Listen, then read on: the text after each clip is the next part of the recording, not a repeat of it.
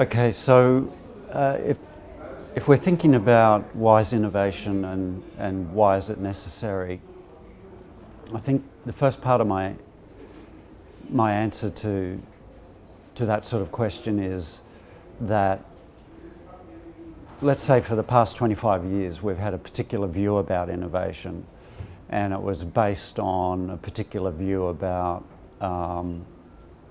what the future of the planet would look like.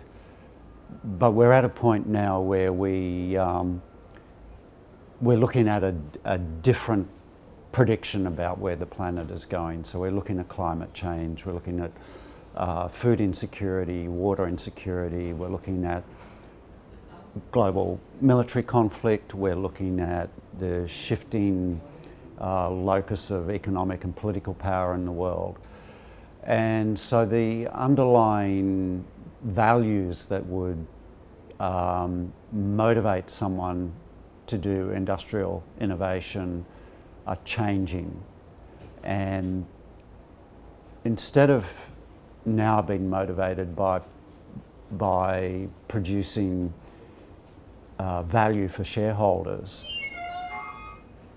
we've got to ask a broader set of questions. Yes, shareholders need to see value in their investment, but we've got to look at a stakeholder analysis, I guess. So, and who are the stakeholders? Well, everyone is a stakeholder in the economy. And what produces value for that broader population of stakeholders? And the biggest value that we can produce through innovation at the moment is to guarantee the future of the planet, really, and guarantee the future of our lifestyles. So, and the sort of calculus, if I can put it that way, for understanding what those innovations would look like and what sort of goals, what sort of outcomes they would achieve is very, very complex, and it's not something that can necessarily be determined by putting a bunch of numbers in a spreadsheet and then running some analysis and it will tell you the answer. So there's an element of wisdom which in the final analysis comes down to insight.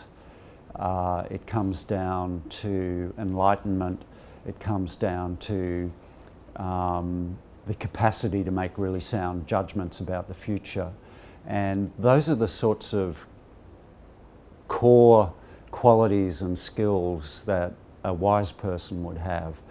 And we need to bring that kind of thinking into the decision making that goes on in the corporate world, but not only the corporate world, but in NGOs and social enterprises, and even in government where there is the need for innovation, and it needs to guide the direction and the actual concrete reality of the sorts of innovations that we produce.